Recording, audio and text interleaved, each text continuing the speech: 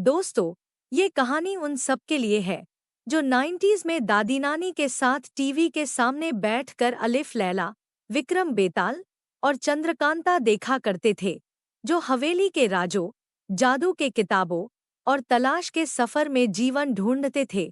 अब वक्त है उन यादों को जिंदा करने का। क्या आप तैयार हैं? तलाश ये ताबिज़ के अगले किस्से के लिए। नमस्ते मेरे प्यारे कहानी प्रेमियों।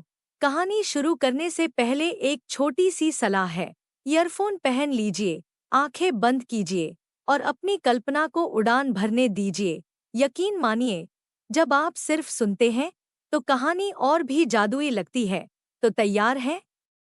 चलिए कहानी की दुनिया में चलते हैं। पिछले एपिसोड की झलक। ज़ारकून की असली पहचान सामने आई। वह कोई राक्षस नहीं, बल्कि ताबीज़ का पहला रक्षक ज़ायद था, जो श्राप का शिकार हो गया था। कबीर, रेहान और जुनैद ने उसके अतीत को देखा, लेकिन सच्चाई जानने से पहले ही ज़ारकून ने हमला कर दिया और रेहान को अगवा कर लिया।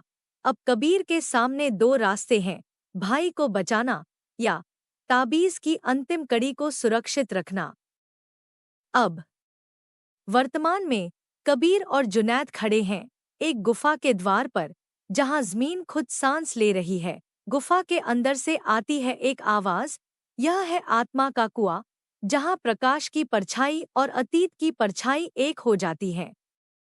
गुफा के अंदर उतरते ही उन्हें एक खुला मैदान दिखता है, बीच में एक गहरा कुआं, जिसके ऊपर लिखा है, जिसने स्वयं को देख लिया वही प्रकाश बन पाया।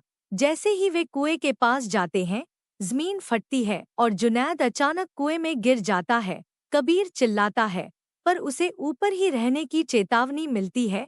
कुएं के अंदर जुनैद खुद को एक पुराने कमरे में पाता है। दीवारों पर लगे हैं पुराने तस्वीरें उसके परिवार की। लेकिन तभी एक आवाज़ आती है, उसकी माँ की। तू भाग गया था जुनैद। ताबीज़ के डर से एक दरवाज़ा खुलता है, सामने उसका ही अतीत खड़ा है। उसने कभी ताबीज़ की रक्षा का वादा किया था, लेकिन उसने डरकर गुफा छोड़ दी थी। क्या अब भी डर कर भागेगा जुनैद, या अपने दोष को स्वीकार कर इस यात्रा का हिस्सा बनेगा? जुनैद रोते हुए कुएं में खड़ा होता है और हाथ फैलाकर कहता है, मैंने गलती की थी, लेकिन अब मैं पीछे नहीं हटूंगा।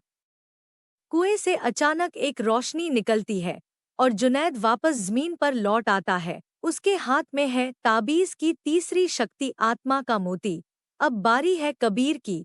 कबीर कुएं के पास जाता है, पर गिरता नहीं, बल्कि कुएं की छाया उसे घेर लेती है। वह खुद को एक बर्फीले जंगल में पाता है। वहाँ उसकी माँ, पिता और रेहान सब खड़े हैं, पर वो सब उससे दूर हो जाते हैं। एक परछाई कहती है, तू हमेशा अकेला रहेगा कबीर। ताबीज़ के साथ सिर्फ दर्द है। क्यों अपने लोगों को खो रहा है? कबीर चुप है, आंसू आंखों में है। वह अपनी हथेली खोलता है, उसमें रेहान की दी हुई लकड़ी की सीटी है।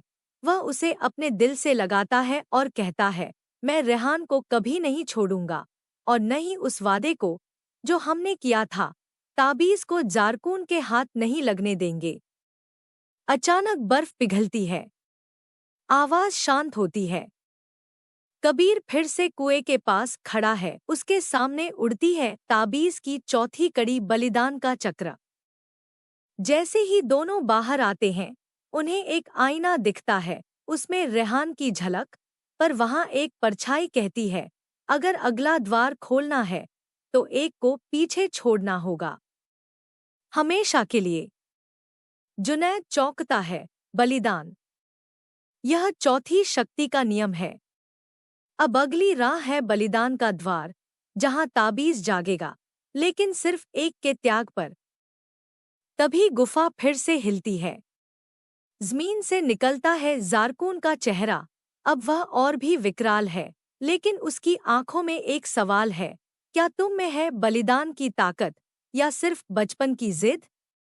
कबीर और जुनैद एक दूसरे की ओर देखते हैं। हम किसी को पीछे नहीं छोड़ेंगे, लेकिन अगर जरूरत पड़ी, मैं जाऊंगा। कबीर कहता है। अगली कड़ी में क्या बलिदान टल सकता है? रेहान जीवित है या सिर्फ ज़ारकून का भ्रम?